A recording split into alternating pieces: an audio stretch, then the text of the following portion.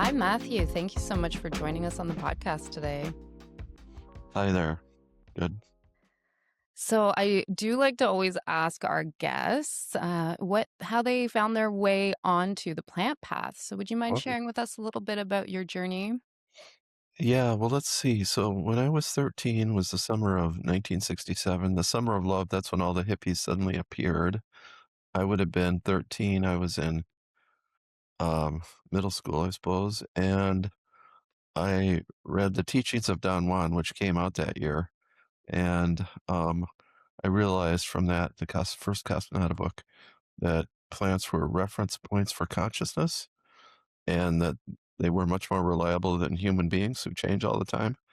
They were not not quite eternal, but they change very slowly, and they're pretty much for our lifetime, they're fixed. And so I thought, "Oh, wow, this is a really reliable reference point for doing anything." And I became interested in herbs at that time as well. I wasn't interested in hallucinogenic plants. I was interested in them, but I didn't do them. But I was interested in just plain herbs. I figured you don't have to actually take an hallucinogen to hit that reference point within the plant.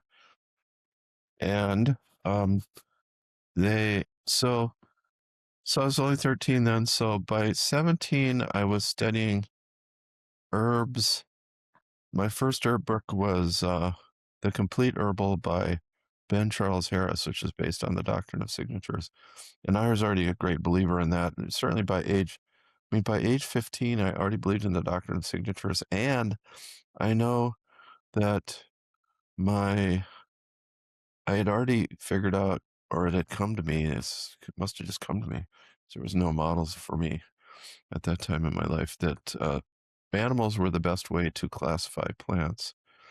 And I had grown up on a remote Indian reservation first 2 years of my life, so my speech and thinking skills started there. So I did think that a different way, and not according to logic. And but according to word association, thought by association. So signatures made sense, and signatures by the animals made sense, but I dropped that idea for, I don't know, 30 years. I didn't have any way of working on that. Nobody taught me about that. But so then by 17, I was studying herbs quite a bit. And 18, I went to college, and I remember the first quarter, there was a class kind of on ethnobotany, and the professor, like, he talked about the doctrine of signatures, and he said, and so the walnut inside the shell was thought to look like the brain inside the skull. Ha ha ha ha ha ha ha. And I was like, oh my God, I learned something in college. Now that class was set up by an earlier teacher who was professor emeritus, retired, and in the spring he ran a little class called field botany, which was just only for people who are going to teach kids or adults in herbal medicine. I'm kind of going into it, but at any rate, Dr. Lawrence, good old Dr. Lawrence. And so I took that. So I took field botany, and my experience as I'd pass it on is try to get to know 35 plants, 30, 40 plants in your environment, and the rest will come. And then you can figure things out from field guides and stuff like that. It really is good to take a class from somebody who knows the environment. So the environment in Minnesota would have been, prairie, savanna, the big woods, and then swamp, northern boreal forest and swamp. And that's pretty much it. In California, it would be like, I don't know, 10 or 20 different ecosystems. And so once you know what system you're in, then what trees, you look at the trees, then you look at the shrubs and what's growing on the ground, and it all fits together, and you'll know what to expect and what you're looking for. And interesting, then years later, when one of my Indian teachers and American Indian teachers, Dismal, he said, "Oh, that's how I was taught to look for the plants. Look for the tree, then the shrub, then the herb on the ground."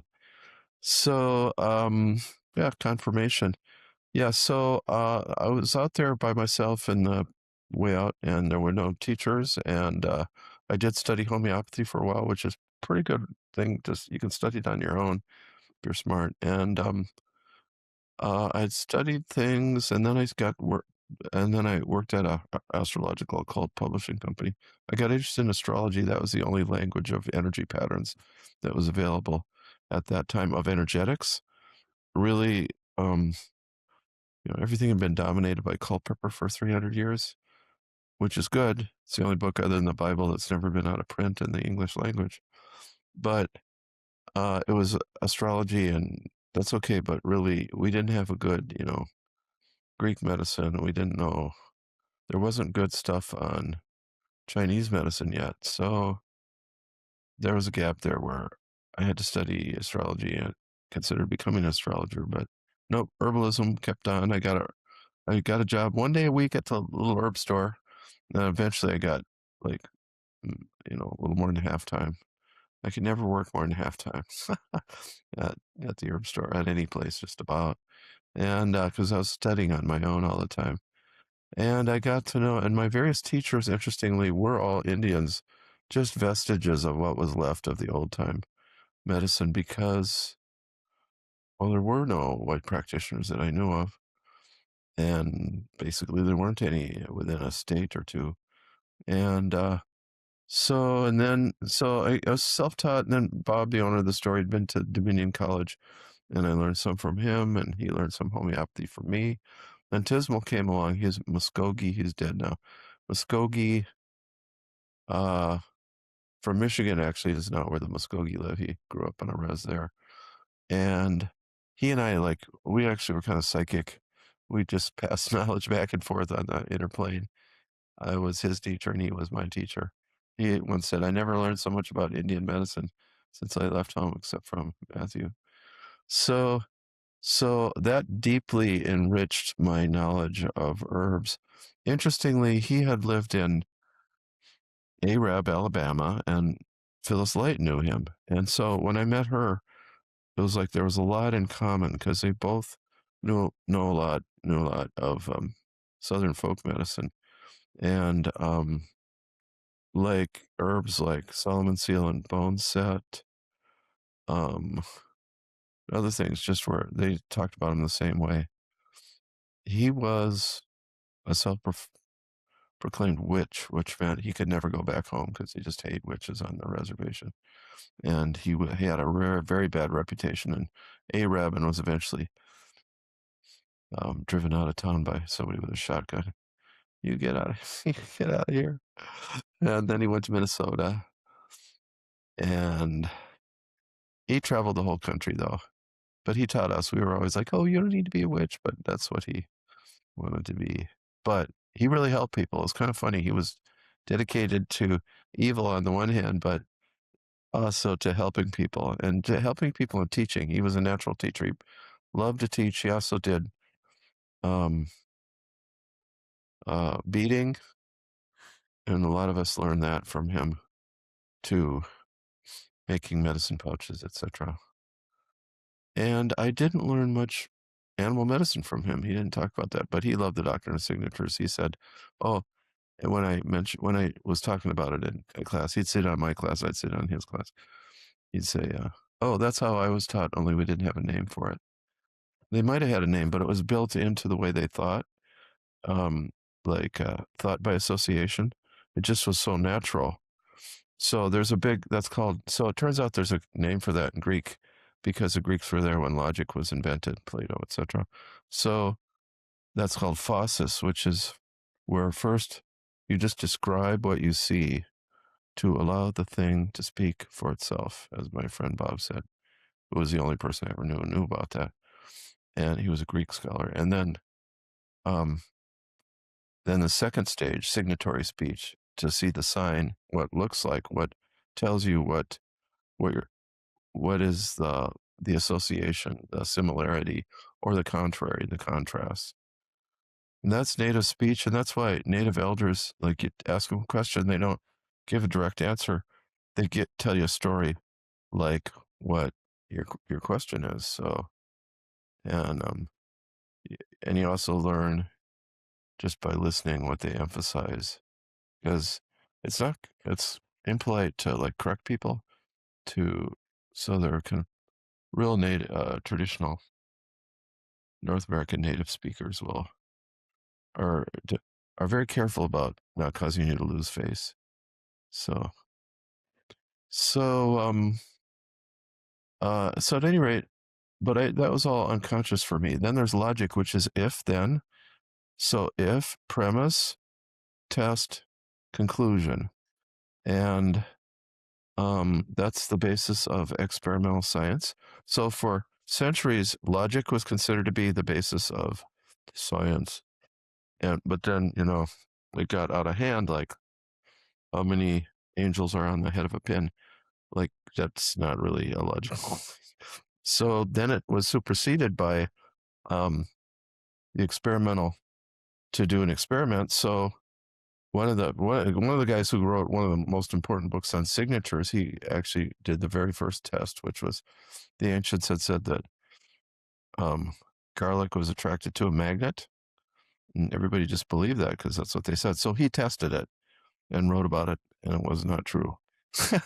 So as far as we know, so that I don't know, it might be worth testing again. But so that was the beginning of the experimental method, and that took over.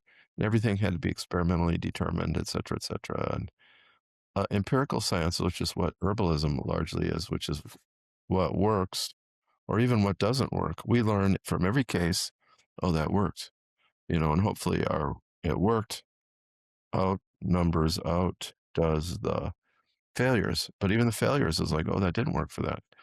And we learn and learn.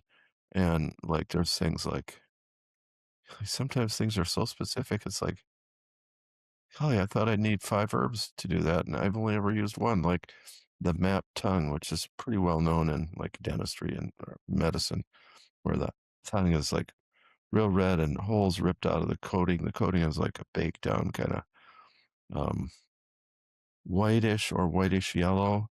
And then where it's ripped off, it's kind of real red under there. Or sometimes you'll see it, the whole tongue has kind of been ripped off. It's harder to see, but there's just some little vestiges of the coating. And when it's dark red, or dark red with spots that are higher red, that's the map tongue. And dandelion root is specific for that. I've almost never needed another remedy, probably treated it 100 times. Needed burdock once or twice. When it's dried out, burdock may be beneficial. So that's a specific. I thought, and I came to look for specifics. They're kind of related to signatures, like something that, well, dandelion doesn't have that signature, but there's a specific. That was another thing I looked for. That was maybe the next thing. And especially that was because I had this background in homeopathy where where they had keynote or characteristic symptoms. But I found that those symptoms, they just wanted a symptom. They didn't believe in studying the body. In eclectic medicine, which I studied later, didn't know that for the first 10, 15 years of my career until I got some eclectic books. And then it's like, whoa, this is really great. They would not only did they want the symptom to be specific, but to the remedy, but to mean something physiologically. So dandelion is for heat that's gone down deeper into the muscles, even the bones, the tissue. It's not just at the surface like a acute fever. It's deep and therefore, and that's what that tongue indicates. And um, so you get a physiological statement with this signature as well as, or with the symptom really, as well as what it's for. So what herb? You get the herb and you get a physiological statement. So for example, I always use like you get a bruise if it's red and blue, that would be yarrow, arnica, and safflower. Arnica if there's not an open wound and there's more generalized bruising and soft tissue, or not real soft, but muscles. And then yarrow if there's bruising with a cut, because yarrow is so good for cuts. Also, it's very good for old bruises, like to get rid of a blob of congealed medicine's been there a long time. And then safflower, I find if they've been hit more than once, or like a soccer player kicked a couple times in the same place, or there's almost a putrefaction setting in because it's the old smallpox remedy, or is it? Yeah, it is the smallpox remedy, and we don't need it for that nowadays.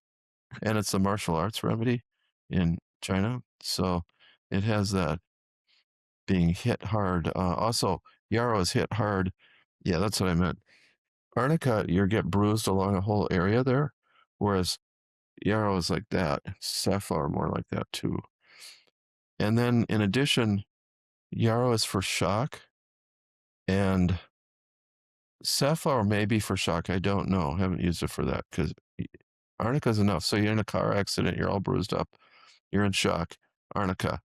Although aconite in homeopathy is also for shock. And I once had to use oil pulling sunflower seed, which is another cousin, under the tongue because she was in shock from the dental glue they used on her. So I learned that, and then finally, I went to got my master's degree. I finally finished my whatever underling degree and got my master's degree at the Scottish School of Herbal Medicine, which was accredited by the University of Wales, which still exists. The Scottish School closed, sadly, boo-hoo. And uh, and I learned to read scientific papers, and I can tolerate that. And and I always loved to write, and there we are. Thank you for that thorough and very interesting Yeah, recap. There's yeah, a lot in there. There's so yeah, much I want to touch on, and a yeah. few of the things that you mentioned just now also came up in your book that I wanted to Mhm. discuss today. So that was a Yeah, great question.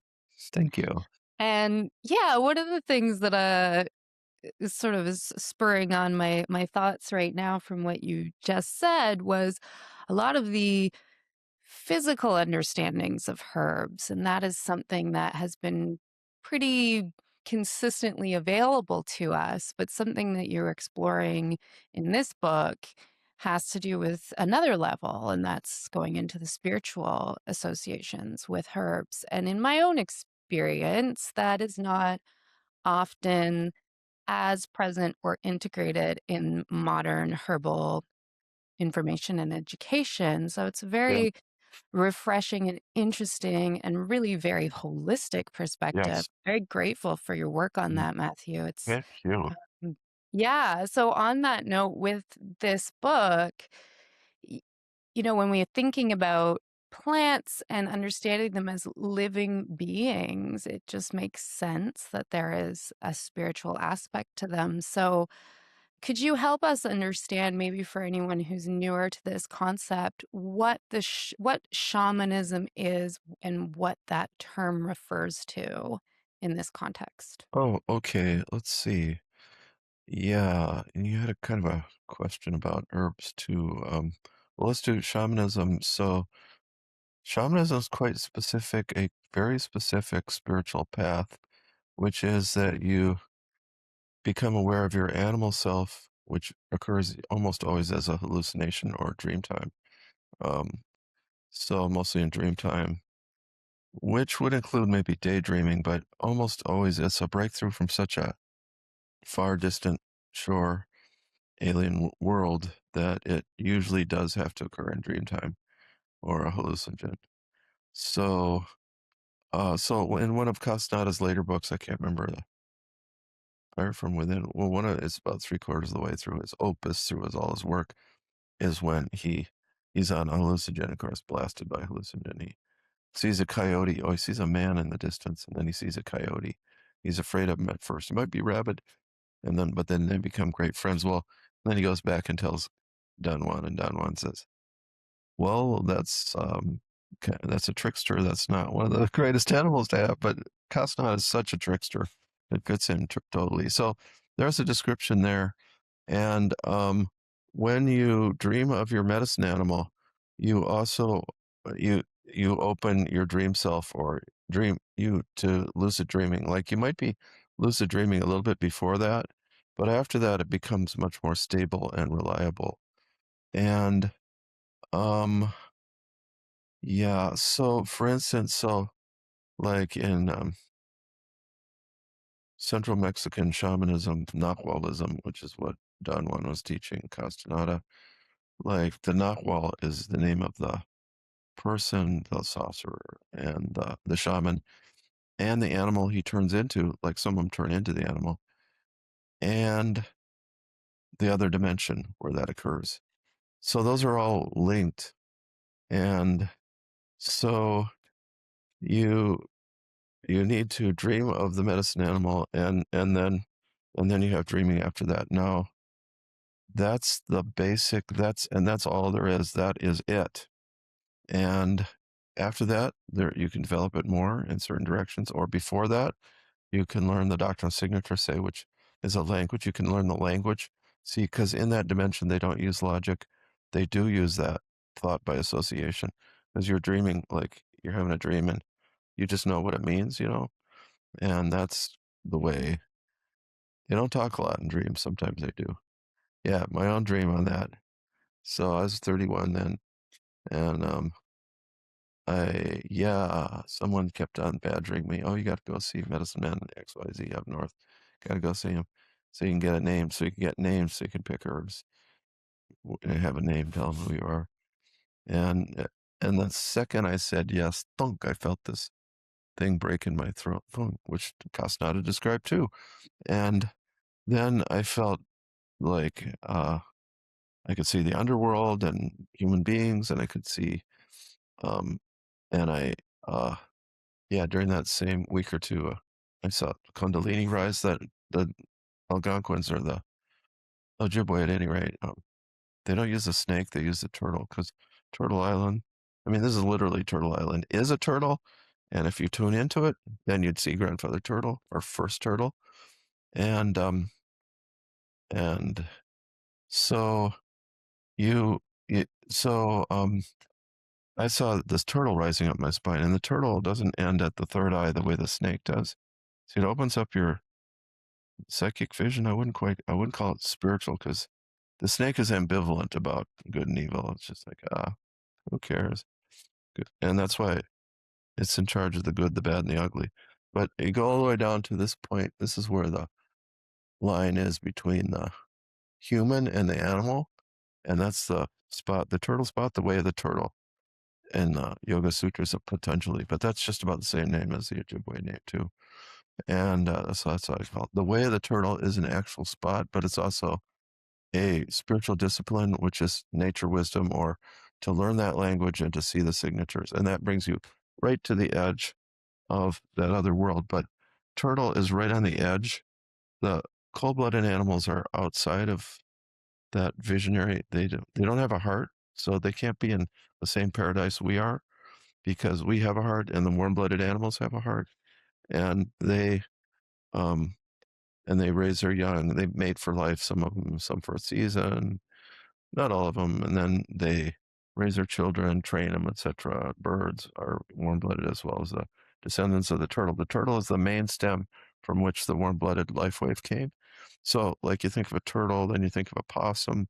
It's like the same thing. And the turtle can control its body temperature, warm-blooded a little bit by winching itself against its shell to get rid of water and warm up on a cold day, or it can jump in the pond to cool off.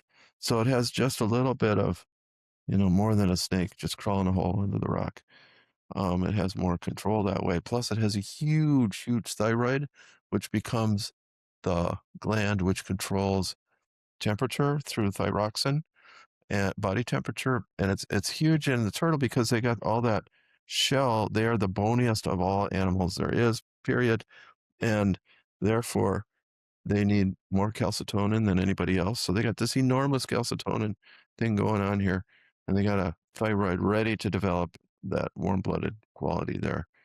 So the turtle is very important in the Grand Medicine Society. It's like organized around that, with the lodge is looked upon as a turtle. The shell is the outer world. The underside is the signatures shining through the light of nature, and so it looks like a light. And then the inside, the living being, that's the living nature. So you also want to connect with the living nature. And That's animism. That comes first, actually. I left that out. Yeah. Animism is essential. Like you have to know, not believe, but know that Earth is a living being. And and that's a truth, that's a spiritual truth. So when you know that, you also know a truth. And you got to believe it. So if you're walking along in life, like my friend Susan, she was 10 years, 11 years old, and she was hopping down the back steps, and all of a sudden it hit her. Nature is alive. Whoa, oh. But she said, I'm a tester, so I had to test it and see. So there was a squirrel on the sidewalk. So she said, if nature really is alive, that squirrel won't be afraid of me. It's just gonna, I can walk right up to it because she was in the light of nature then, in the living nature. And she did. She had to walk around it to go on. And I had my experience when I was 10 or 11 on Rib Mountain. It's not really a mountain, but big hill in Wausau, Wisconsin, in the Sunday school class or first day school, Quaker Sunday school. Dr. Francis Hole was a soul science. And the vibe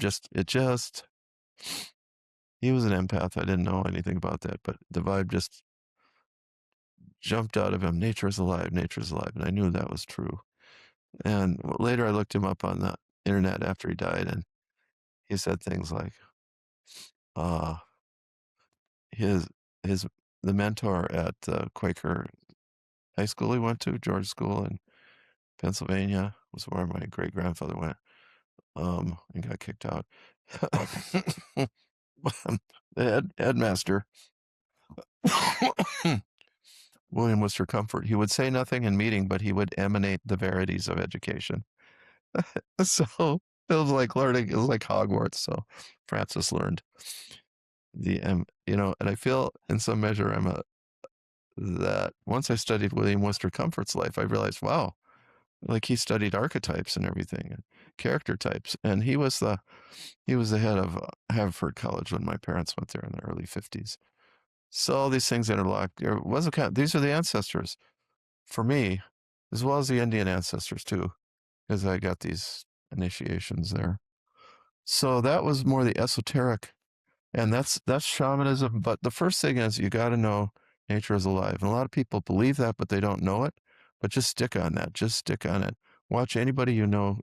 So I had several students who said, one of them said, "I know you know that, but it's just drives me nuts. I can't get to that myself." And then she had a dream where she saw the living nature, and there were two types of people. I don't understand this myself. One deeper, one less deep.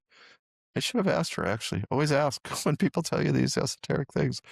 Um, and she just felt relieved. It didn't matter which one you were, you just were there. And she was always, after that, she was relieved. She just was relaxed. I had another student like that, Jolie Elan, who's no longer with us, who there's so few classes she taught on my website, on my school, Matthew Wood Institute of Herbalism. Did I do that the right direction? No, this direction. I'm used to doing it the other way around because you guys got it right. Where when you showed my book, it's frontwards, not backwards. I think it corrects itself. Oh. However, yeah. Mhm. Well, Jolie was really, uh, she was tortured by not getting it in one day, and then she had her dream or her vision. She was doing psilocybin microdosing, so she had more of it was a hallucination. But Elder showed her Elder is alive. That's the European tradition. Elder is the central tree of the underworld, of the Queen of the Fairies, and of the transition to the next world. And that's not a native North American tradition, but that works. So, and she was always, well, she was never a very relaxed person, but she was always inwardly at peace after that. So, yeah, I don't know. That's shamanism. Yeah, there was a question implied before that. I did want to mention the spiritual aspects of herbalism. So what I believe right from the start, because of the astrology and energetics for me, four elements, etc. But that wasn't very well developed in the literature. I couldn't really figure it out. But I knew every plant had worked on the physical level, earth element, the emotional level or water element, the mental level or the air element, and the intuitive, like kind of proto spiritual level where you see the signatures and everything connects together. Those are the four um, faculties that Jung talked about. So when I was 20 and I finally realized, so I couldn't speak English very well, talk in English well, because that wasn't my native tongue. My dad says I did speak either English or Muskogee when we left, but Miccosukee, but I knew Miccosukee. So that's how I thought. And yet I forgot the language, but I thought in terms of these thought by association. Why does that person look like that person? And on and on. And the plants, how come the plant looks like the organ or what? And so I had no language for that, just to express myself. And then when I was 20, it became apparent astrology is a language of energy patterns. Whoa, okay. And, the Saturnian, like Dr. Lawrence in his class, I gave a report on the oak tree, on the bur oak, and he said, well, you're not a very good speaker because I wasn't yet. I was 18 then. I hadn't yet learned astrology. Um, maybe, I think I did know enough to know it was very Saturnian tree, very like slow growing and like craggy and dried up. And he said, yeah, you're not a very good speaker, so you get a B for the oral presentation, but you really know that tree. He almost said, you know the essence of that tree. I was like, golly, someone recognized what I'm doing. Wow. Dr. Lawrence would, though. So that was the first tree I understood that way. It took a long time. It was maybe 30 years before I understood how to use the oak tree, but pretty well. I just was recommending it yesterday. But such a powerful astringent. Yeah. Dilapidated tissue, the mighty oak is broken down. Yeah, and once my friend Susan got bucked off a horse and she just had huge veins sticking out. And it was like, wow, she needs oak because there's just so much internal expansion. Boom, like weakness of the veins, at least, if not the arteries too. And after a couple of days, she said, "Oh, the lesson of this tree is uh to um don't try to go beyond your capacity. To know your limits, know your limitations." She was bucked off a horse that she shouldn't have been on. That horse was not trainable anymore. Had too much back pain, really. And so you got to know your limits, and that's kind of the oak lesson. Um, Doctor Bach talks about. So I learned my herbs basically by studying what Dr. Bach said and signatures. And so agrimony, vervain, oak, are some of my early ones. Yeah. So the plants work on those four levels, that spiritual level where everything fits together. Intuition makes all the other three make sense. Boom. I see how that fits together. Then Jung had one more, imagination, active imagination, which is dream time. But what I learned the fifth was from Tismal, everything has an action on the physical, emotional, mental, spiritual, and magical level. Herbs have magical uses. And I already know a few magical uses just because they just like yarrow will protect you from accidents if you have a fresh sprig around. If you're working with tools, it's good to carpenter's weed to have some around.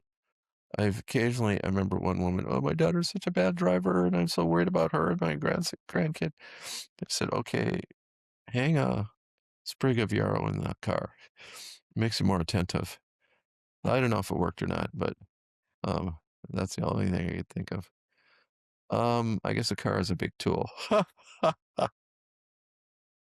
Mm.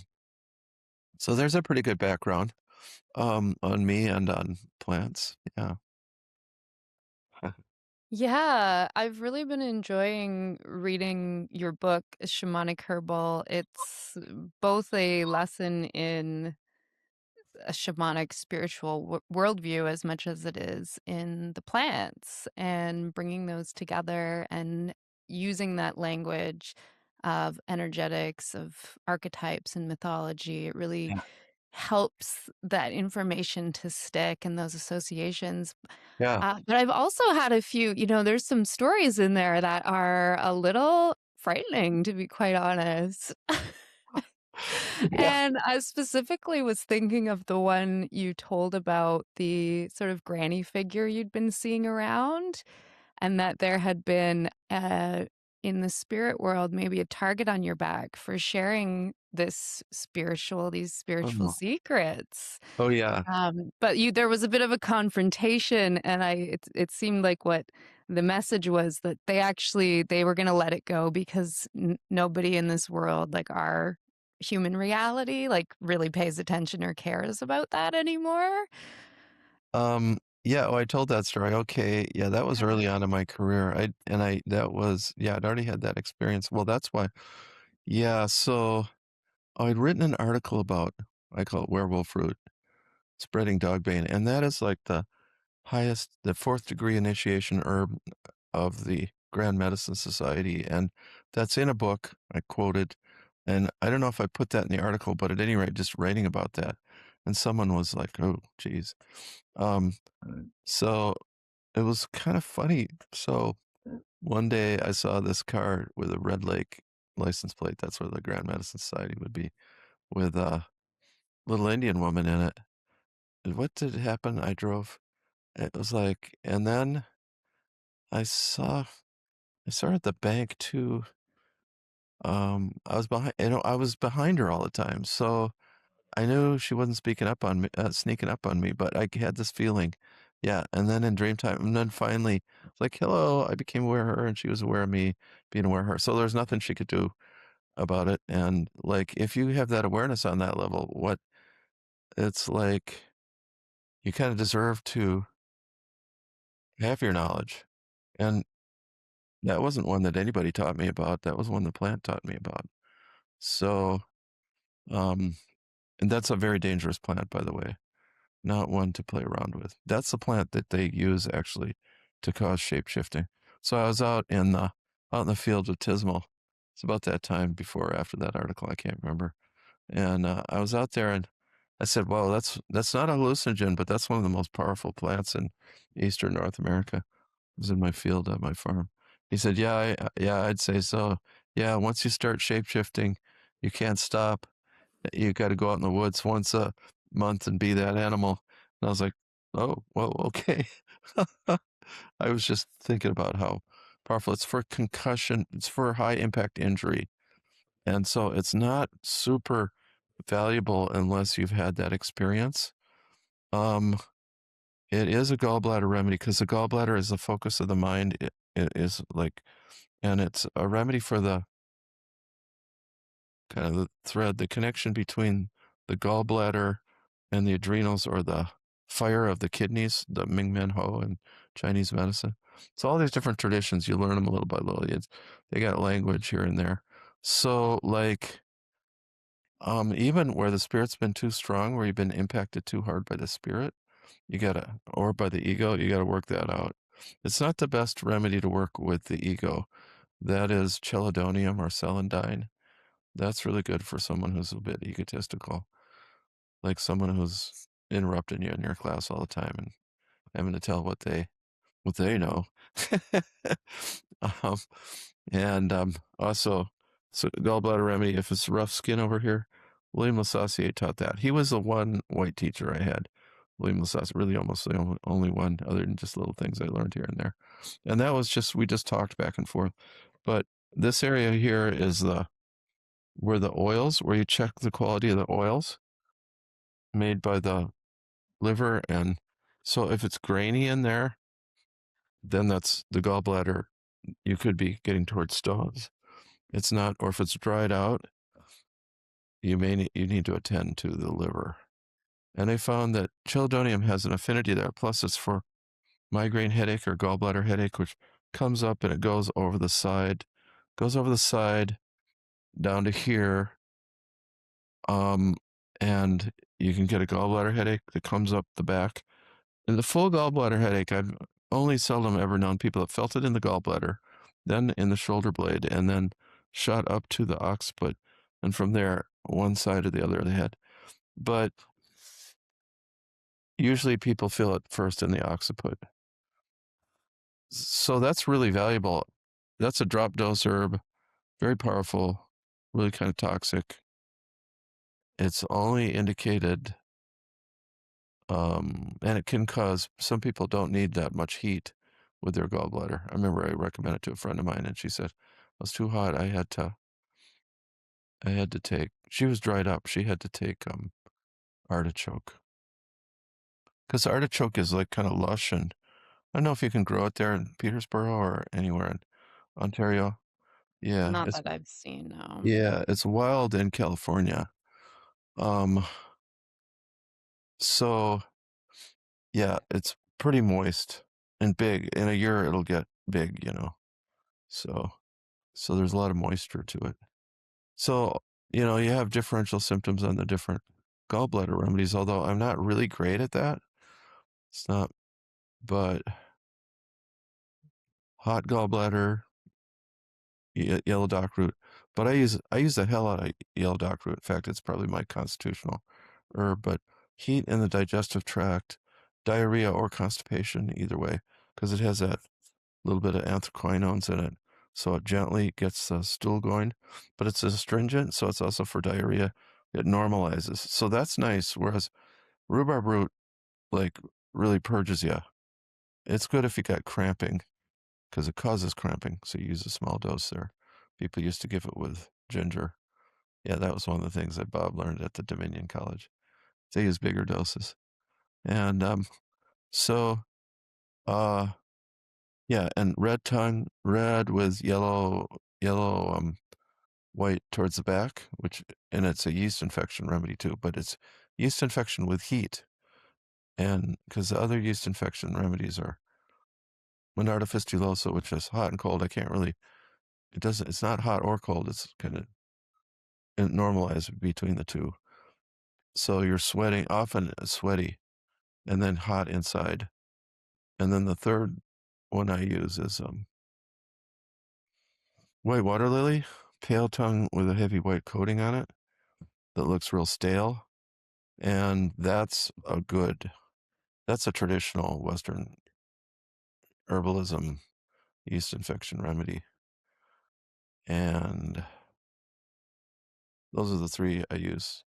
So there's a case where one did not do it. You need three. I'd rather have five. Do you got a good yeast infection remedy? I'm curious to hear more about yours because it sounds very, very Oh, effective. What about Pau d'Arco? oh yeah. I always like to use what was native in my area. So I never got in the habit of that one, but that certainly worked for a lot of people. Yeah. Um, Astringent and has that clean feel like a cedar twig or something. Yeah. Um, so, uh, yeah, Monarda, that was Tismal's herb. I learned that from him, although later when I got to know Paul Red Elk, it's kind of his herb too, because it's a elk medicine. And um, Tismal taught us a few things. It was a remedy. Sweet leaf is the remedy is a medicine for burns. You chew it up and put it on the burn, and it draws out heat. No, he said, sweet leaf is a medicine to draw out fire. So he emphasized, we don't put cold on the burn, we put heat on so that it will draw the heat from deeper into the superficial level. Hmm. And um, that is the native perspective. Um, once even saw that in a book, good little book, 1992, Elizabeth. I can't remember her last name. Country folk medicine. She went to a whole bunch of old people's homes and interviewed people, and there were people there, like, you know, uh, there's talking. You know, now people would say Native Americans or First Nations. I was taught to say the Indian people, but they just say those Indians. They were great healers. Yeah, they. And then the guy described how the Indian taught him to draw the heat out. It's like, wow, that's like Tismal taught. Tismal taught so much. He knew so much. But boy, he loved all the little curses and how to hurt people, but he also loved helping people. So he's one of the few people I've talked to after the death of the body. Mm. Yeah, he and I had karma to work out. But yeah, and Susan passed on too. Yeah. Well, so yeah, and the way that danger would be with that little old lady, like you'd end up driving down the one-way street the wrong way. You'd have accidents. That would be how it would, because you'd get reprogrammed wrong in dream time. And you got to watch out for that from people that aren't like professionals. You just got to watch out all the time that people aren't trying to influence you. Well, normal people, white people, don't have access to dream time very well or to that level. The Indians do, the empathic community. I remember one of my friends who was married up on Red Lake. She was Native American and her husband was kind of a leader there. And she said she got exiled after he died because his first wife hated her, so she got kicked off the res. They could just do that. You no longer can be here. And she said, "God, I miss that empathic community, even if it was psychopathological." But she said how this might be in the book. She said how she was when she first got up there, she was sitting by a fire. There's 3 or 4 people there, and she started thinking, "I wonder about those people in that house over there. I wonder what they're like." And and the guy next to her said, "We don't do that around here. That's not good manners." Like, he read her mind and that she was reading their trying to read their thing, and he just yeah. He didn't even refer to what she was doing. He just said, "That's we don't do that around here." It sounds like a way of living much deeper connected in so many ways Mhm. with people, plants, the other worlds, Yeah. and that's definitely something we don't have a lot of practice with or even exposure to for a lot of folks growing up in a very so-called modern Yeah. Western society. Yeah. Yeah. I mean, I would even have to say that growing up in the inner city, it wasn't an inner city in the poverty, just growing up in the city rather than the suburbs, it just was a different deal. It's like all the buildings were older. They kind of have souls then. The grade school I went to, it's like, "Ooh," and there's this big tower, water tower on the top. It's called the Witch's Hat, Prospect Park in Minneapolis. And yeah, I mean, it was like supernatural. And I think it helped too. All the kids there, they were like kids of professors at the university, although there was a housing project there too in that neighborhood too. And n- native kids as well. And my father said, "Oh, we left the res. We didn't want you getting beat up all the time because he didn't have clan brothers." And then we lived right next to that housing project, and k- tho- those Indian kids were mean. I had to fight. You just had to fight. You just had to stand up for yourself. Once you did, then it was too much of a bother. Whether you won the fight or not, they just didn't want to hassle with it. So, yeah, there was one kid that gave me a hard time, and and there was other kids. I was glad they didn't give me a hard time. And uh, um, but yeah, the city has more soul in a way. How's Minneapolis, holy buckets, being attacked right now, destroyed almost. Yeah, George Floyd was really bad, and this is really bad the way the uh, mafia troops are attacking it. My sister lives in South Minneapolis. My mother still lives in that house I grew up in, so it's like, oh, yeah. Um, okay, so yeah, yeah, well, herbs, yeah. More questions. One thing I did want to dive into, because you've mentioned it a couple times, and this is Yeah. something that I know is common for you to practice, but it's drop dosing or smaller Yeah. dosing, and it's a question that, yeah, as a herbal educator, I get asked so Yeah. often about Oh, specifics about aren't you? dosing, and that's a huge topic. So, could you tell us a little bit more, yeah, about these very small doses? Yeah, so I adopted that for a specific reason. I'm almost never political. I don't like politics. I like spirituality, but politics has a bearing on spirituality too. But so um, when I was first getting involved, like I did study homeopathy, I did get a lot out of the Bach flower essences. I did, but I wanted to be an herbalist more than the other two.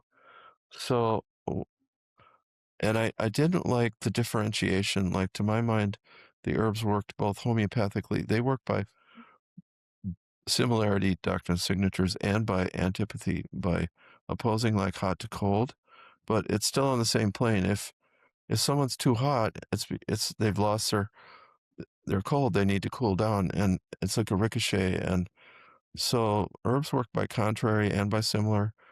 It turns out homeopathy does too. So they give the remedy until it produces symptoms, and it's been studied. This is known in pharmacology as a principle. I forgot the name for it.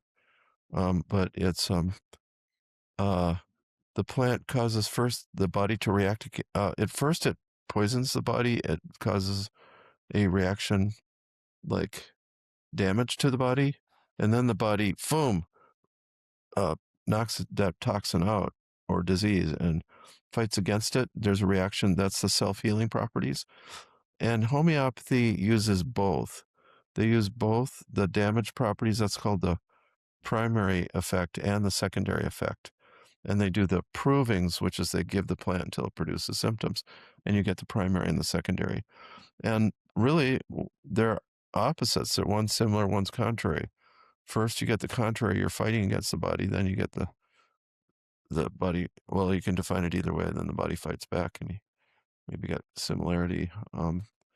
And so that's homeopathy. And the main textbook in those days for homeopathy was William Borke's Materia Medica, and he studied the eclectics and he used herbs some. So he'd give doses. I mean, I remember his oak bark dose was 25 drops. I was like, what? But but sometimes it was just, I don't know, I'd say Collinsonia or something, 3 drops, or I found almost all the homeopaths, even the high potency ones used um, golden sealed about 1 drop to 3x. That was very common for them. So I learned some of that way, but it was like I don't want to be doctrinaire. I don't want to use the herbs all as homeopathic potencies. And then the Bach flower essences are low potency too, 4 drops 4 times a day, but they're already a little dilute, you know. And I did find out where he learned his method from, Dr. Cooper. Dr. Cooper would set the plant in the sunlight in a glass container for a certain number of hours and then pour that off. And that's how in brandy, I think it was. Or did he save it in brandy? I can't remember. But so very similar. And his son, LaHunt Cooper, was a friend of Dr. Bach. So Dr. Bach learned that method and revised it and putting it in water. He preferred dew, and it does turn out that dew has more properties than, well, rainwater has as much properties as dew. I'll go into that in a second. But so that was small dose. And then finally, with the herbs, I was like, I'm going to do a small dose. I didn't have a good source for that. But later, when I studied the eclectics, I mean, they were way smaller. It was like, take an ounce of alcohol and stick 20 drops of valerian in there or something like that. And Collinsonia. And use teaspoon doses. It's like, what? That's like even less than a drop. And that's gutter. And um, so he said, oh, it doesn't matter whether you use a large dose or small dose, whatever works for you. I'm not like into, So he was like the only person in the 19th century I could find is that they were all do it my way, do it my way. He was like, do it whatever way you want. Use a formula or use a simple, specific herb. What works? Magnanimous. So he was a good character, and he must have been an interesting person. His daughter married John Woodhouse, the famous artist, and she was somewhat less famous, but an artist too, good one. But so that reflects well on him. And so uh yeah, so dosage. So using a 1 to 3 drop was kind of basic to me. There was kind of like a statement, like I'm not in favor of these. The herb does not change with the dose that much. It's either gonna be more homeopathic, like it's gonna stimulate gently, or it's gonna be hit you harder, but enforce the issue. Like sometimes, yeah, if you just need a mucilage, then you got to use a bigger dose of a mucilage, and you got to extract it. If you're using an astringent in a undetermined way, well, then you may need a bigger dose. Um, but uh, although I got good at, I know all the astringents like blackberry leaf is like tremendous for diarrhea, almost specific. Whatever kind of diarrhea it is, it'll slow it down and stop it. And even that'll get rid of the microorganisms because they flourish in that watery environment. And but then when I got to know Shazandra from Chinese medicine, that really is a tremendous astringent because it doesn't force astringents and it acts on so many different things. And it does have the 5 tastes, so it has a lot of properties to it. It's a little bit mucilaginous, it's a little bit nutty. That's acrid flavor in the nut. So it's that's a relaxant. It's salty, it's sour.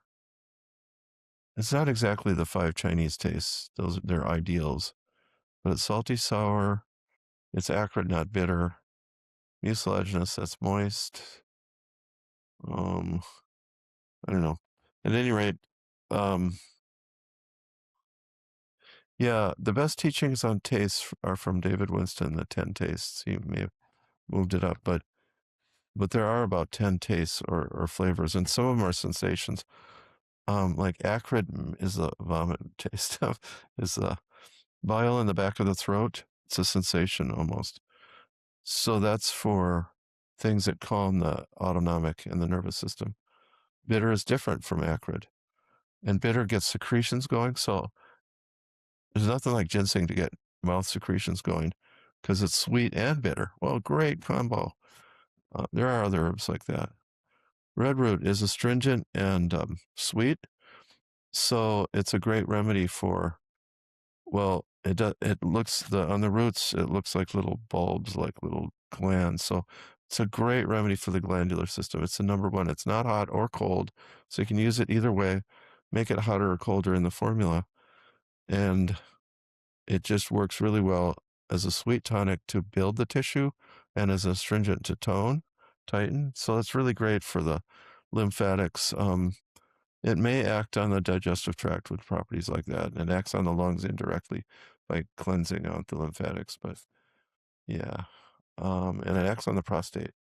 So yeah, I um, think a lot of folks would struggle to understand how such a small dose of a plant can work when we are used to these more logical ways of thinking and uh, this application of herbalism in the modern day can sometimes be heavily focused on the individual compounds in the plant, right? And how they interact with the body.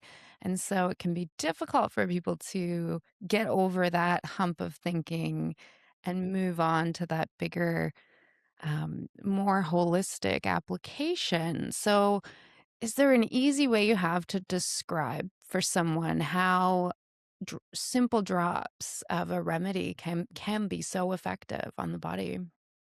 well, when you use small doses, you are speaking to the intelligence of the body. When you use big doses, you're treating it like it's stupid, like it doesn't know what to do, and you got to force it. And that speaks to your level of skill. If you really know your remedies well, you just need a small dose. If I put 5 things together, I usually, it's 10 to 15 drops because I figure they're small doses on any particular plant most of the time. Um, and that's big for me.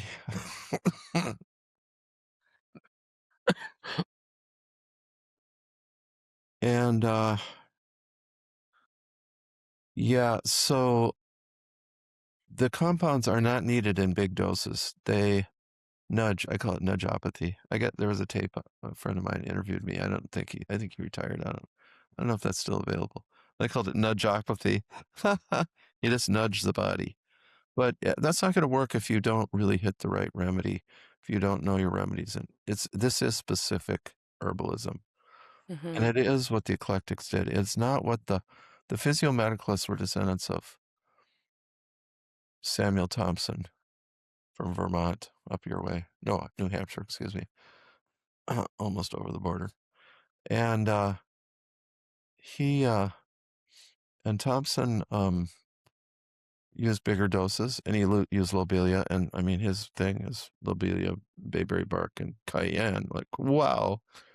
And that's a general remedy. I saw a case history in an old book from the 1850s. Like, the guy, he said the person had tuberculosis. No, I don't know if that's not a modern diagnosis, but they weren't bad at diagnosing something like that. And he said I had to give that Thompson's medicine 6 times before it finally like broke through, got him sweating, and got the water going, and cured the tuberculosis. Well, whatever it was. So that's strong, harsh medicine. That's fairly similar to heroic medicine, and that's the time period he came out of. But I I would I'm not interested, I'm more interested in knowing what lobelia does, specifically, and that is a complicated herb, but it acts on the autonomic. So it is a great thing to put in with other herbs, and it's an herb that's best when it's used with another herb because it's bossy. It's always trying to um, you're trying to tell your body what to do. Like, whoa, what's going on? It's like a hallucinogen for the autonomic. It doesn't act on the mind. It's like, oh my God. Tismal said, it always grows along the paths because it likes to hear you talk, or it grows under the window where the TV's on all day. Like, which is like, I've been on reservations. It's so typical. I don't know. Maybe that's typical elsewhere, but this is like, I would definitely find it on the paths that I walk in the park oh yeah, here, yeah. yeah, yeah, yeah. I might land up in Upper Michigan. It's all along the trail there. Yeah. Yeah. So, Oh, on that note about choosing remedies, Matthew, one of the things I've always really appreciated about your work, and I have, your repertory and the Earthwise Herbal books, is the way you are describing these indications for these yeah, plants. And it's more than physical symptoms, it has to do with people's personalities or the yeah. way that their emotional, mental, psychic things are presenting for them. So, let's talk a little bit about how do that in plants and the doctrine of signatures, which you mentioned before as one of those tools. So, how do you look at a plant and learn some of those associations or interact with a plant and learn some of those? I will be teaching in New Mexico quite a lot of stuff on the immune system. Great class on the immune system because they really only understood how the immune system works. The scientists, about 2003, all the parts kind of fit together and they understand pretty well how it works. But that means that neither allopathy or biomedicine nor herbalism or holistic medicine has had time to really assimilate, to think about it and to put things together. So my next book's going to be called An Immune Herbal, put out by Up Your Way. Let's see, uh, Inner Traditions. Yeah, in Rutledge, from Vermont, and so let's see, okay, and so and I'll be teaching that down there. And there's a lot of like miscellaneous information, but it's trying to get the whole picture. And unbelievably, you just talked about constitutional types, personality. Unbelievably, in the 80s, the Alpass actually discovered 2 constitutional types for the immune system before they really understood it all. That's Th1 and Th2, which is innate immune system dominance or acquired immune system dominance, which is really important. Like when a woman gets pregnant, she has to switch to type 2, to Th2. And if she can't, the body will kill the fetus because when it's small, because it looks at it as like a cancer, as an invader.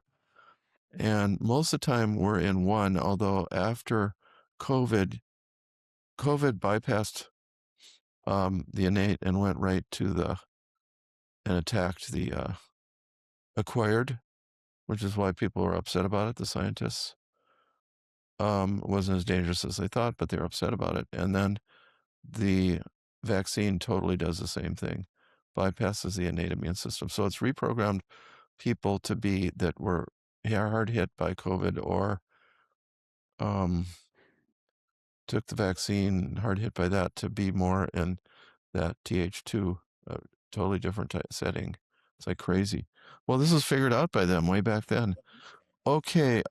Also, type 1 gives um, the allergies, which are like a bee sting, puffy, could kill you, anaphylaxis.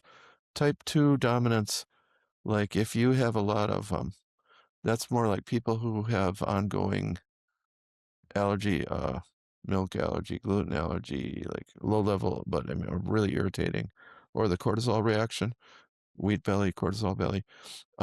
That's type 2 more, which is becoming more dominant just due to all the crappy foods.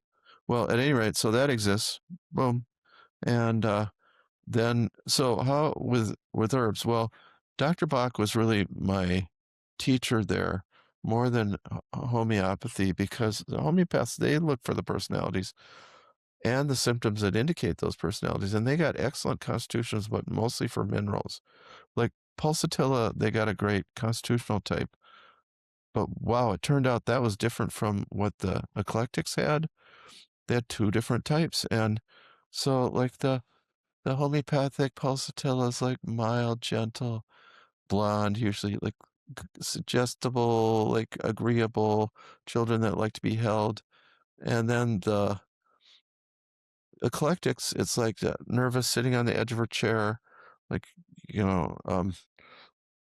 highly influenceable again. It's real different, but they're the same. They're 2 poles of the same thing. You often got to look for 2 poles. Yeah, the herb normalizes. And I found that both those things kind of fit together sometimes. The mild, nice, she's sitting on the edge of her chair, like nervous, like, what are they going to tell me what to do? Like, what should I do? Like, how do I be a good person? Whatever. It's kind of the vulnerable female. It's like, I hate to like be stereotypical, but practitioners should know this, because those women, girls, have to be strengthened, like have to become less gullible and less, more empowered. And that has to be accepted. Like not all women are like right out of the batch, like I'm gonna tell you what to do. Right out of the gate, real self-confidence. So also there's going to be children like that too, male and female. So it helps build confidence. And then it's a menstrual remedy. It's no 2 periods are alike, which is kind of like the mental state. And wow, I mean, I remember some clients brought in their mother. She was pulsatile. She was a nurse. She was like pretty intense, but she did evidently have that, because it took me a while to track down, but no 2 periods were alike. She was 56 or so. She was already past her periods, but no 2 periods ever alike. And I said, wow, how did you get pregnant? She said, I only got pregnant once. So that was her daughter. Because it's really hard to get pregnant. It's a good remedy for fertility from that type of infertility, which is pituitary not regulating things. It's a pituitary remedy, not regulating well. I wouldn't go so far as anovulatory. I tried it a few times. It didn't work for that, but like just no. Period. 35 days, 25 days, 50 days, 3 months, 18 days, like, and then changeable a lot. More blood, less blood. Um, so there's a personality that I learned partly from homeopathy, but the eclectics filled in the picture. So that's when I learned also from experience and seeing it, using it for fertility, well, great, but that's only one kind of infertility. Another kind would be that you can't switch into that um, second into TH2. That the specific is goldenrod. Goldenrod is specific for trouble between TH1 and TH2. I learned this from Lise Wolf, a full-time herbalist in Minneapolis. See, See, I taught her. Goldenrod. Excuse me if I said golden seal. Goldenrod has this energy like I can't make it. Where's the nearest chair? Maria Trebin describes that, and I found that to be true. I was walking down the street. Oh, my feet are so tired. Where's the nearest chair? Whoa, I need goldenrod. And she had a woman who was pregnant, had 4 miscarriages, and she said, I just feel like I can't make it. I can't make it all the way. I get tired, like, but actually she's not in the right state. She made it with that. Finally had a pregnancy all the way. At least helped her with that.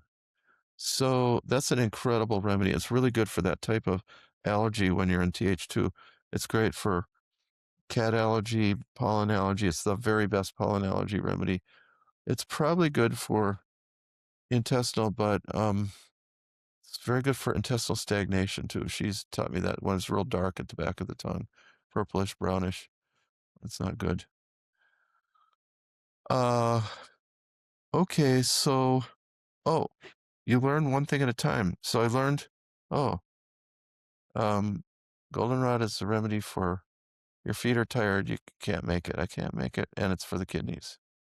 Okay, then, like, and then from homeopathy, I learned it was great for allergies like that.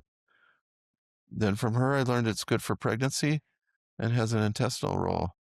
So I always say it takes a couple 100 years to get to know a good herb, but over a lifetime too, 20, 30 years. Like some herbs, you just understand right away. You just grasp the essence and and even then, you know it so well, but you don't always see it when it's needed. But so because of that, I'm always looking for the physical level, emotional, mental kind of fits together, and then the archetype or the intuitive or the signature. And you look for those and you try to get them all, then you know your remedy. And there's so many remedies uh, that I never felt secure until I understood the signature. Somebody tell me the signature. It's like, ah, yeah, now I know how to use that plant. Um, oh, another thing is, like after 15 years, all herbalists agree, except the arrogant ones who want to do it my way. Science, science, science. But all herbalists agree. We all learn. It's an empirical art. You got to learn from experience. And after a while, we've all learned so much, even if we don't know all this stuff about goldenrod or something, then we say, "Oh, I see that. Yeah, uh, because I, you see how it hangs together. You see how it hangs together with your information that you used. So, um, so that's my experience. No matter what your school is, school of thought or school of origin, you, So yeah, I also appreciate in the book we've been discussing a little bit here, the yeah, Shamanic Herbal, yeah, you're also using animals as yes, archetypes, and that's a big yes, part of that book and the classification of those herbs. So that's another thing. I found that interesting too, because thinking of the sort of the evolution of the beings on the earth, yeah, the plants came first, didn't they? sure, So to then be yeah, categorizing them by okay, the animals, I thought was an interesting little twist. But also diving into the deeper understandings of those animals energetically, yeah, right, it's very interesting. So let's talk about some of those yes, categorizations. yes, I was really curious. I was recently reading the part about the warrior medicines, and you mentioned yeah, Sujandra already today, and there was a few oh, others included in there. yeah, and yarrow. I mean, how can you just can't think of Yeah. yarrow as anything but a warrior medicine. So there are a few typing categories that are still more human, but then many animals. So like, okay, like the animals represent our energies or kind of libido in the kind of Jungian sense, our energy. And so like bear is more like the adrenals, like "Ah, rah, rah, I'm strong." Um, wolf actually is the joints change. That's the wolf dog change, total change.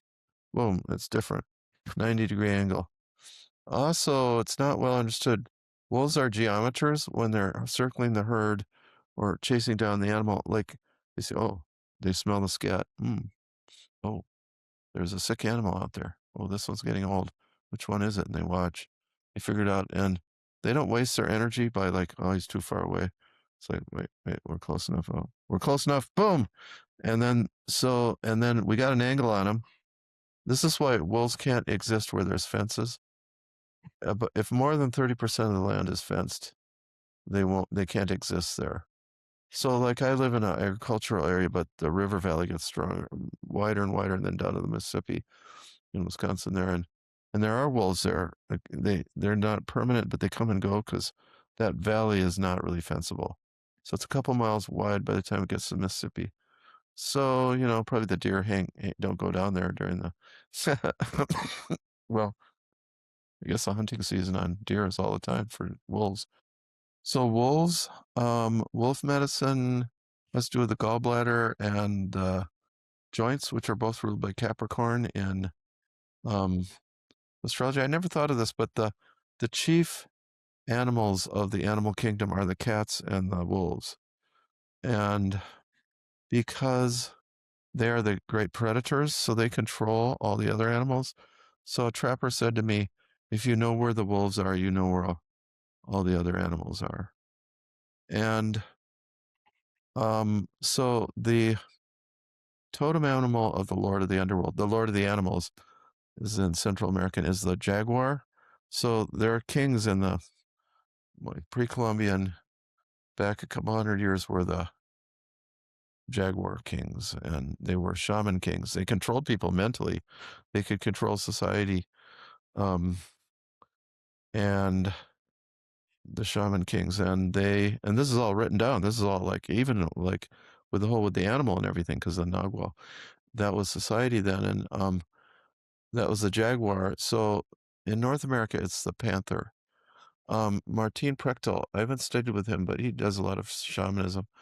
I forgot what books he wrote. He grew up on an Indian reservation till like he was 17 or 18 or something. But he and just like me, his mother was a BIA teacher on the res. My dad was a teacher. And so he says there's three types of jaguar. The tawny jaguar, that's the one that feeds on the herds, thins the herds. The black jaguar, that's the lord of the underworld. And the flowery jaguar, that's the queen of the underworld, or the queen of the fairies, the queen of the plants.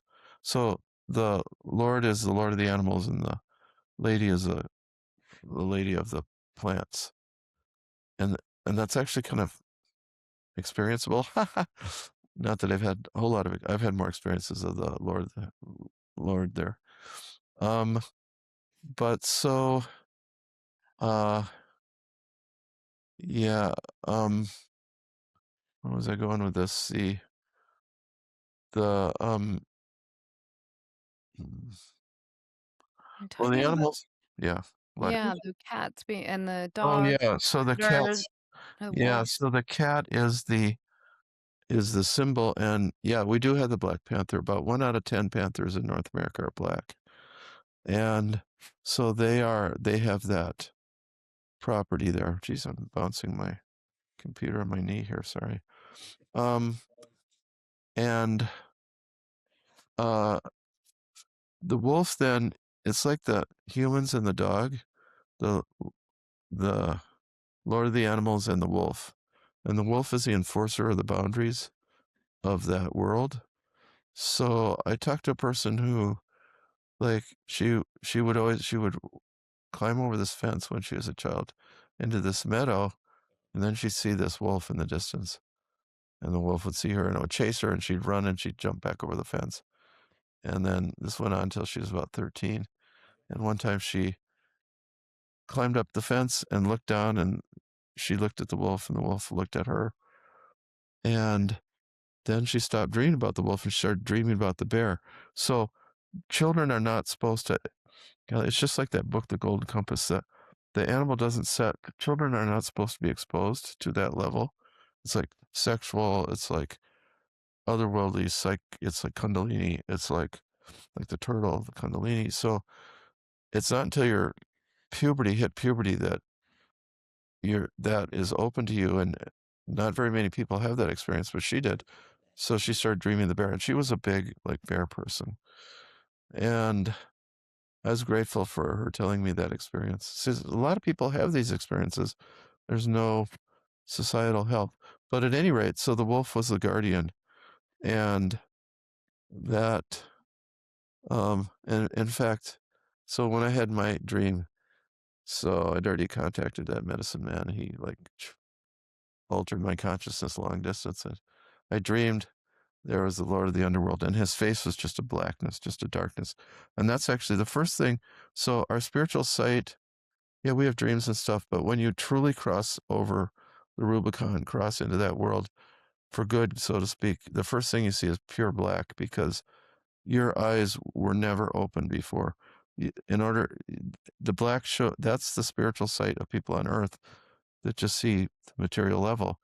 And we all are that way until you pass over, you see the black. So Susan saw it in the eyes of the alligator king. He was black and just black eyes. And I saw it in the face of the Lord of the Underworld. And Castaneda just saw a black world. And Don Juan finally said, "Oh, finally, you're getting somewhere." And, and, and then the Lord of the Underworld pointed, said, "I want you to meet one of my captains." And there was a big bad wolf under the lamppost in the inner city. Ha, ha, ha. What do we have here to prey on? And I was like, and then the Lord of the Underworld said, "And now we are going to make a psychic link between you and the wolf being." Wait a second. I've studied occultism and shamanism, but I don't want some familiar animal in the underworld. But it was like too late, and I was thrashing around. As I woke up, then I felt a band-like sensation around my head, and uh, the snake biting its tail, and the snake let go, and boom, flopped out the back of my head. And I was like, "Oh my God, is there a snake in my bed?" And so I was released of an ancient curse on the human race that separates us from that world. That's like Adam and Eve, the snake. And also, that's like breaking the seal. Like if you experience, people that experience like processing stuff and it goes down, first your head's congested, then you feel a band-like sensation here, then goes down through your feet into the earth. That's this experience. Then you've learned how to transcend being purely limitedly human, even if you didn't have all these, dreams. So, okay, so the wolf, yeah. So, um, now, yeah, you don't want to, you just want to have that wolf reference point, friend, alter ego on the inner plane. You don't really want to change into the wolf. Um, as Tismal said. So, yeah, I told this to Tismal, and he said, "Oh, yeah, you had that band around the head. Yeah, that's like a crown also. Like, yeah, you are a servant of the Lord of the Underworld. Yeah, a captain. Yeah, you had the hat." So it sounds like humans have a bit of we're born maybe into or with, and especially as children don't have as much Yeah, access, but have a filter to this yeah. world. But plants, Yes. they they don't have that, do they? No, They're they don't at more all. Yeah, right. And so, so foods are disarmed, like they don't transport us that much, although there are a few food, like beans are a kidney remedy, Phaseolus vulgaris. Um, and, um, uh, but foods, they have it's called, what's it, primary metabolites, I think, or is it secondary? The herbs have the secondary metabolites. They have things that they use to survive in their niche. They have more of that. So they're not a good food. There's things on the edge, but you have the food plants, you have the medicinal plants, and then you have the hallucinogens, and then you have the deadly plants. So you do have different divisions, but and the food plants, everybody needs them, all the animals, even the insects, but because we don't want our consciousness altered or we don't need a healing agent all the time. So, yeah, so they are a very definite group and they're wonderful, you know, I just love them, the healing herbs. That's what I concentrate on more than the hallucinogens or the foods.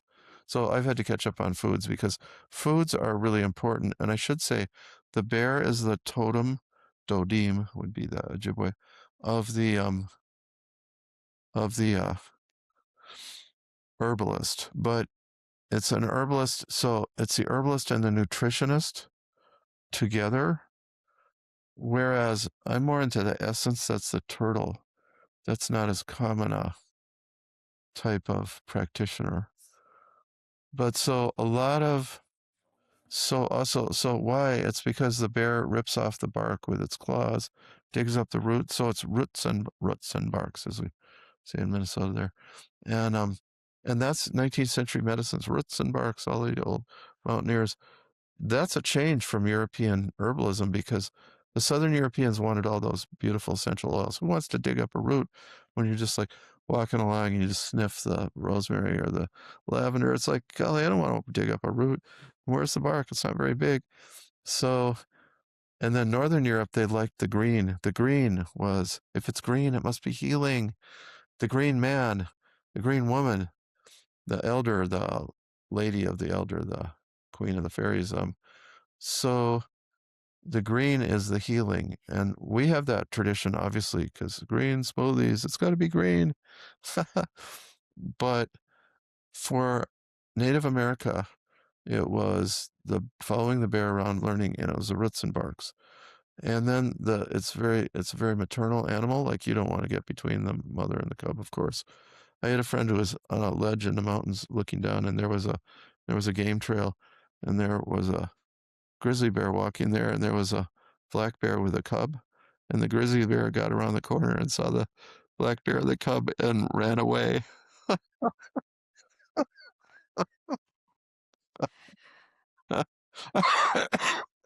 It's like a wise move. Yes, right. Yep. Oh. Excuse me. Um, so that's bear medicine. The bear medicines are brown, furry, oily roots, basically, like angelica, osha, oshawa in the far west, lomatium. Is burdock as well? Yes, burdock, right. Licorice actually too, which is a real adrenal remedy. All these are adrenal strengtheners, all strong oils. And as I was taught, like, so the bear in the spring goes out and digs up oily roots because it's like lost so much weight. So it goes for the oily roots and the spicy oily roots because they have they wake you up kind of. I think they may be no, they're kind of blood cleansers too. And what we'd call getting your circulation going is part of their. Yeah, and of them, actually, burdock is the best, in my opinion, the most easily usable. Angelica, the next. I prefer Angelica to Osha. I just don't like to use that population, and they're pretty similar, but use what you know, harvest, uh, sustainably, and use what you can. And you can grow Osha in the higher mountains of New Mexico. You can actually have it in your garden. So, So when it comes to using this information yeah. with people, is this uh, something where you would match the animal constitution that someone has to those animal medicines? Yeah, yeah, often you do that, or like they need an adrenal tonic. So very, very much more often, I'm strengthening like a little Vata person who's not a bear type with burdock. Um, so burdock, they're dried out. They don't have enough oils. Their skin isn't in great shape. They might have eczema. They may have dandruff. They may have falling hair. They don't have great hair.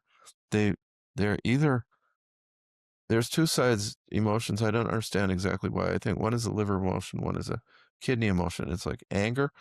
My students have taught me it's a great remedy for rage, and but it's a great remedy for worry too, and especially as they're clasping their hands like that. That's a specific indication. You don't see it very often, but worry and rage real different. But I think it's like in Ayurveda they'd say it spreads. It's a kapha remedy for vata and pitta people, kind of. And kapha, well, so there's two types of yin, water and oil, and they support each other, and we have to. And burdock is an oil supporter, and it's the best remedy for the adrenals that I know. And it is the Latin name is Arctium of the bear, Arctos. Now, Native Americans, interestingly, generally they would call it an elk medicine or a deer medicine because anything thistles have antlers, kind of. Yeah, that's adrenals again and kidneys. But with this plant, I prefer that other, and it's an alligator medicine. If you look at burdock leaves in the spring, there's only two alligator medicines I know. In the spring, they look like an alligator skin. Before, like the snow's burned off, and there they are sitting there. Maybe they made through the winter, or maybe they're just grew a little bit. They're not very big, kind of ragged. Boy, do they look like an alligator skin. And then teasel has alligator skin on that leaf too, yeah, like that. And alligator skin, the alligator medicine is to reestablish the blueprint of health. Like people are real broken down, like Lyme disease or syphilis. So burdock was the great syphilis remedy in the 19th century, not including homeopathy. Um, I heard this from Tismal, but then one day I'm talking to Phyllis Late, and she just goes on and on about it, like it was widely used. I just thought, oh, some Indians that Tismal talked to, their grandfathers used it or something. But syphilis is a breakdown of the structure of the body health, and it's like people that like what? How does that fit together? Like, um, it fits Trump so well. Syphilitic type. It's gangsters, abusers of power, um, and some of the great dictators like Idi Amin is like, what? What's he saying? How does that fit together? Or Muammar Gaddafi, what? What? Not that he was a better leader than what they got now, imposed by the Europeans. But they just want oil from Libya. But so it's like, what? How does that stick together? And then physically too, the breakdown of the bones and Lyme disease, the structural breakdown. I haven't used burdock much for that. And um but if you read David Hoffman's account in Medical Herbalism, it describes this. It describes how burdock restores kind of, he doesn't use the blueprint of life, but kind of puts you back online towards health. I was surprised. I was like, yeah, David, yeah, when he first came to the country first time, um, he taught at Present Moment Herbs because Bob, the owner of the store, was a real fan. So we had a good little classes for him and Amanda McQuaid Crawford. And I said, and he knew his taste so well, and taste this, taste that. And even by then I understood the tastes were related to energetic, although I wasn't good at it in any way. But I said, "Oh, David, I'm so glad you do energetic um, analysis." He said, I don't believe in energetics. And I didn't have anything. I was like flabbergasted. So about 20 years later, I was sitting on the bus at International Herb Symposium next to him, and I said, "Oh, remember that? I know why. That's because the taste reflects the energetic, which is really reliable. It's completely reliable except for hormonal. It appears that hormones can be active in such small amounts. Here we have a really small amount that they don't have a taste most of the time. Like, yeah, like fats and oils, lipids support hormones, but they don't always.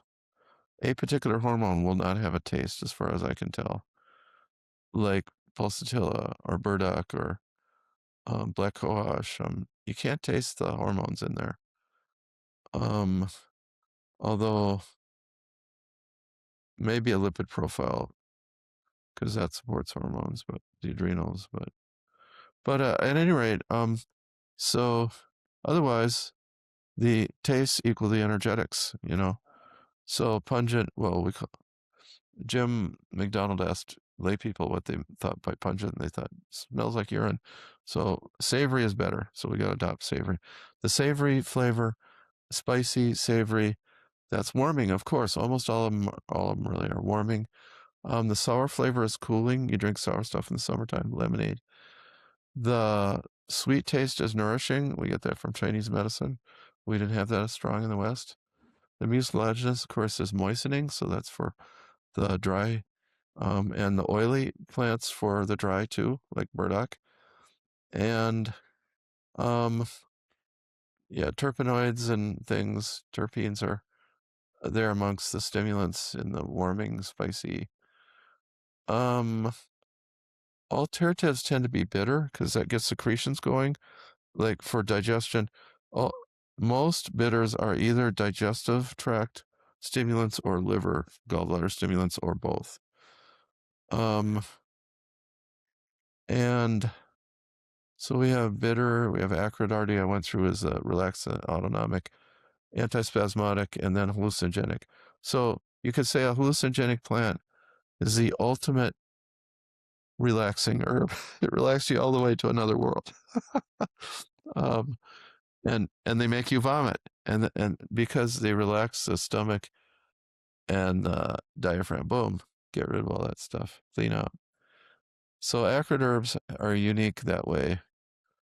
Um, spasm and hallucination. I hadn't really thought about this before until you mentioned it, but of the hallucinogens as being the ultimate relaxants, and I Yeah. pictured that, you know, what Oh you yeah, were the image that you had yeah, before around your head of that sort of constricting us yes, from the spirit world, and it's sort of like, oh, it relaxes that. yeah. Doesn't it? That's a good point. Wow. See, that's learning by intuition and imagination. That's that's the kind of learning that borders that world. Yeah. And or opens that world or isn't from that world even. Yeah, because things can come to us directly from the imagination. Yeah. Well, those are most of the tastes. The nutty flavor is acrid. Um, but a lot of nuts aren't acrid. They're oily and acrid often. Yeah. Well, so there's I don't know if David put it online, 10 tastes, but it mounts up. There's quite a few, and yeah, there's like five basic ones. There's five basic ones, you know, like that are real tastes. The rest tend to be sensations. Oh, like the diffusive taste from Thompson. The diffusive, that's only in Western herbalism. It's only Thompsonian herbalism. It's the tingle or the buzz, and that means it acts on the nerves. Hmm. And that usually is put together with the spicy, but it's different. They overlap a lot, but Would because they're that be both, like the, echinacea yeah, yeah, feeling? Yeah, or it's prickly ash yep, maybe? exactly. Yeah, yeah. And there are variations. So cayenne is included there, although it's more of a burn. Mhm. Um, and lobelia, of course. Yeah. So there's quite a few when I mean, even some of the mints have that too. Yeah. Okay. Yeah. So other animals, the turtle, it works on the bones, because the turtle has so many bones and big calcitonin, thyroid, and alligator. Yeah, we went through. Yeah, I tell the great story. You'll have to buy the book When Susan Meets the King of the Alligators. That's like shocking. She said when she was telling it to me, and she'd been like shot in the liver and kidnapped by biker slavers and all sorts of things. So she'd been through it all and survived. And she uh, she said she's so tough, and she said, "Yeah, it's like I feel total terror. Have you ever felt the calm of terror?" And I was like, no." Is that in this book, The Shamanic Herbal, or is that a different one? No, that's in that book. Yeah. Yeah, it would be along. It's like people's experience of meeting their animal self. Only, yeah, you have a cold-blooded animal self and a warm-blooded animal self. And she and I both had the alligator. Um, and she dreamed of the alligator. She was a real seer. But it was many years. But if you dream of the alligator or the warm-blooded animal or turtle, maybe mine's more the turtle, but you dream of the turtle or the lizard or the alligator or the snake, you, they're cold-hearted, and you won't have dreams that have feelings with them. You have to dream of the warm-blooded animal that is your alter ego. So she dreamed first of the alligator, which is really powerful, but it um it maybe I should tell that story. So good. It's one of the best all-time stories in the shamanic. We hung out together a lot and learned together. And but so she had a dream. So she's at the center of the galaxy at a galactic federation meeting at the center of the galaxy. All the species of the whole galaxy are gathered there, and she said, and we humans are pretty boring. And so it's like Star Trek or Star Wars. It's Star Wars where all the species are all. And so she's helping man the human booth. And then in the distance comes the king of the alligators with like they're walking on 2 feet. Often the medicine animal appears on 2 feet. They're anthropomorphic, and walks with like a line of alligators behind it, like 2 miles long, and walks up right to the booth there, and looks at her, and she said, "Yeah, have you ever felt the calm of terror?" And she says she's afraid for the other humans, not herself. That would be her. And she says, "Get the gun," to one of the humans, and immediately she's raised up on these poles above everybody, and everybody's looking at her like, "Oh God, I blew it. It's a peace conference. Oh, I wasn't supposed to do that. Oh," and so she gets let down, and she gets a big ruby necklace she's going to give the king of the alligators as a gift because she's like embarrassed. She's got to make up for it. So she goes to the courtroom, and the king of the alligators, like it's a four square with alligators on all sides. And there's the king of the alligator, and there's a woman in the middle with a snake tail coming out from under her dress, yelling, "Kill her! Kill her!" And Susan gives the um the ruby necklace to the king of the alligators. And he's not very impressed. He says, "If you pull a gun, you better use it." and and uh, and the woman's screaming, and finally she screams, "Kill the bitch!" And Susan wakes up. And What then a she says, dream. "Yeah," and she was going out with a guy, and like a week later, he dreamed that she came up out of the lake, and she was half woman and half alligator, and he never went out with her again. So after she finished the story, she said, "Yeah, just when you think this stuff's a bunch of BS, it ruins your sex life." Well, that was my next question was, did anything manifest in her life out of that? It sounds like it did, so Yeah, yeah, she had interesting. later married someone else. So yeah, uh, and Well, that's yeah, and so many interesting stories, Matt, you've got, and thank you yeah, so much for sharing them and for, this book, of course, The Shamanic Herbal has a yeah, lot. If anyone who's listening is looking for more, um we yeah, better wrap it up though for our yeah, time here, right. but just such a so many interesting things shared. I know I'm looking forward to re-listening to this episode Oh, because I would like okay, to take some notes about some of yeah. the specific things you mentioned. Yeah, most of this is in that book, not all of it. It's not quite as much autobiographical like I gave at the beginning, and there's not a lot on small doses. There is a lot on the speech of nature, on that type of Fossick speech, which is Yeah. really, really important.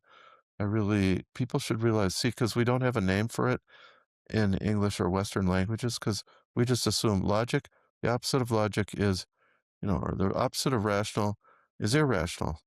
The opposite of logic is what ir unlogical. But so we just assume that, if you don't know logic, you're out of the picture, you know? So it's very ethnocentric, racist against cultures, indigenous particularly, that don't have that mechanism and use the other way. And we've forgotten that other way, how to think in pictures. Well, so that's really important. I am writing another, let's see, so my next book, I think, could either be on COVID and the vaccines, or I got a book on that. I had to split that off the an immune herbal, or I one on nature wisdom, which is more just on signatures and thinking that way. It's less transformative than the shamanic book. Um, and um, uh, oh, and I will be teaching. There's something called the Gaian Congress Conference online. Starts on Friday. Is that tomorrow? Or is that, oh no, what day is, oh, it's tomorrow. Tomorrow is a Friday. Yeah, Yeah. you'd have to look that up. I don't have the address. Well, let's see. I don't think we'll have this episode out by then, Oh, but okay. yeah, Oh, that'll okay. be in the past by the time everyone else is hearing this. Okay, because I'm going to talk about the fairies then. That's fun. Okay, well, then we wrap it up. Yeah. But where people can find you through other channels if they want to Oh, learn more, right? yeah. Matthew Wood Institute of Herbalism.com, lowercase. And I will be at the Inner Vision Institute, TIVI, teaching about the immune system. That's in the Santa Fe area. And also one class on February 1st on uh um that's on COVID and the vaccines. That's with Michael Blanchin, who is the head of the organizer of the Santa Fe kind of COVID vaccine group. And we're talking about all the side effects. I mean, it just goes on and on with both the vaccine and COVID and possible herbs and things to do. Oh, well, yeah, that's also probably, maybe this won't be posted by then, but, or by some of that. So, Might not, but that's such an interesting topic, and I'm yeah. really excited to see your book on that, and we'll have to have you back to talk about that specifically Oh, because yeah, I know yeah, that's something that people are really wanting to understand at a deeper level, so yeah, yeah. And yeah, I keep writing. I love to write. So, yeah, I don't have any other conferences. I'll probably be in Europe in the fall. A friend of mine in Istanbul invited me over to help uh, develop an herb line. And so there's some European students who want me over there. I've been there since that was the last trip I had before COVID, September 2019, and then kaboom. well, it's great to hear that you love writing so much because I know Thank myself you. and many others really appreciate reading what you share, Yeah. so Yes, yes. Yeah. and we've really appreciated having you here today, Matthew, so just thanks Oh, again. and let me say too, on my institute, we have an interview. It's in the library. I wish it was free. I'm not sure if it is though. With Susan a half year before she died. And it tells, she had had a stroke, so I have to tell the story, and she just chimes in, yeah, yeah, that's how it happened, you know. So, yeah, Great, I will look for she's a that. good person. Yeah, so was Tismo. Yeah, larger than life. Okay. Okay, well, thanks again. Yep, we'll see ya. Bye. It's been really